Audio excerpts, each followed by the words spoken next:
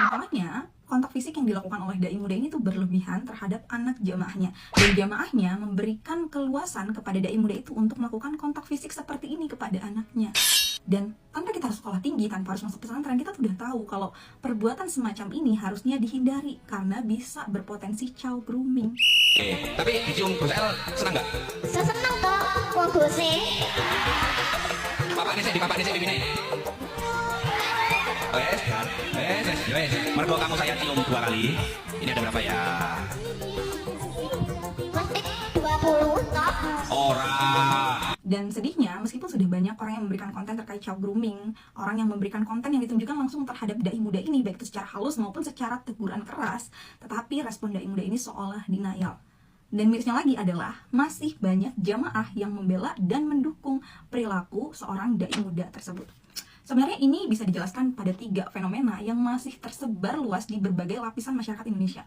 Yang pertama adalah fenomena pengkultusan agama. Jadi orang mengkultuskan seseorang berbasis agamanya, menganggap seseorang yang banyak hafalan agama, menganggap seorang yang bisa menyampaikan ilmu-ilmu agama itu sebagai perpanjangan dari Tuhan, sehingga ketika seseorang itu melakukan sebuah perbuatan yang tidak seharusnya atau bahkan menyimpang, masih tetap dibela dengan dalih dia itu paham agama, dia paham terhadap resiko dan konteksnya.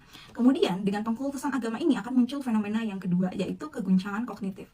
Jadi seseorang ketika sudah mengkultuskan, ia akan mencari cara untuk membela, meskipun dalam kognitif dan dalam pikirannya itu dia merasa kalau perbuatannya salah, tetapi akan mencari cara untuk membela. Oh, mungkin aja dia memang sayang kepada anaknya, mungkin aja dia memang sayang terhadap anak kecil, atau yang kedua, oh itu sebagai sebuah bentuk berkah, atau yang ketiga, bahkan kita yang dianggap berlebihan, kalian aja yang terlalu berpikir negatif, itu kan bentuk kasih sayang terhadap anak dengan bersentuhan seperti itu.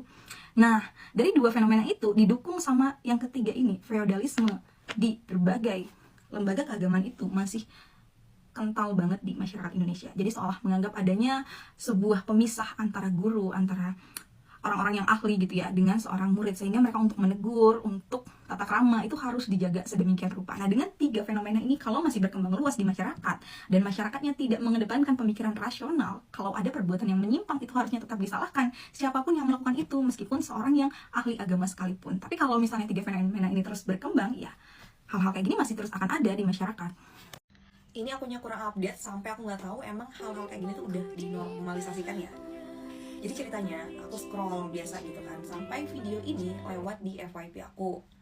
Dan awal aku nonton, aku udah kayak, kok gini ya gitu ya. Sampai akhirnya aku tonton sampai habis, dan aku lihat kolom komentarnya banyak yang mendukung gitu. Dan tidak ada satupun yang menegur dari konten si guru ini. Sampai akhirnya aku penasaran, aku kepoin akunnya. Dan sayang sekali aku lebih banyak menemukan konten yang seperti ini dibandingkan konten-konten khususnya edukasi, karena beliau ini seorang guru. Tapi sayangnya gini, meskipun yang diasuh atau yang diajar oleh guru tersebut masih usia sekolah dasar, tapi kan harusnya dari awal guru tersebut sudah memberikan batasan kepada muridnya bahwa dia adalah guru dan kamu adalah sebagai murid. Kayak sampai nempel gitu ya, sampai peluk-pelukan yang menurut aku kurang pantas gitu. Terlebih ditampilkan di konten yang bisa ditonton oleh ratusan ribu bahkan jutaan penonton gitu.